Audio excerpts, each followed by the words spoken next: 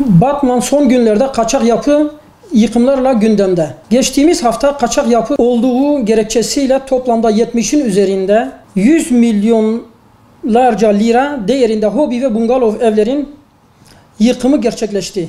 Bu yıkımlar kente büyük bir üzüntü ve mağduriyet yaşattı.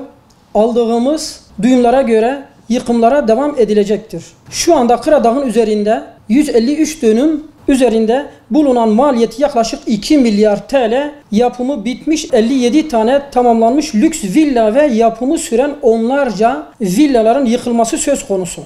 Bu yıkımlar gerçekleşirse kente büyük bir infial olacaktır. Bu tür üzücü ve mağduriyetin yaşanmaması için basit bir çözüm ile bunun önüne geçilebilir. Bu konuda yetkililere çağrıda bulunmak istiyorum. Kıradağ'ın sorunu Uydukent projesi ile çözülsün. Hem vatandaş zarardan kurtulacak hem de devlet bölgeyi imara açılırsa DOP kesintisi oranında hazine bu arsalara ortak olacak ve yaklaşık ortalama 1 milyar TL devlet burada kazanç elde edecek.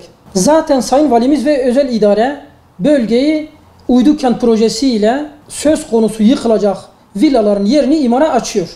Madem ki burası imara açılıyorsa neden yıkım yapılsın ve imar açıldığı zaman da 1 yıl sonra veya 6 ay sonra ruhsatlı bir şekilde villayalar yapılsın. Bu ciddi bir yanlış olarak görüyoruz.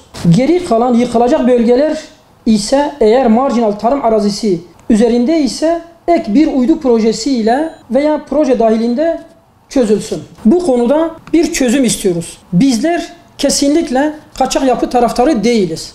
Bununla ilgili defalarca uyarıda bulunduk. Tarım arazisinin üzerinde çivi çakılamaz diye. Ancak kaçak yapı sorunu Batman ile sınırlı değil.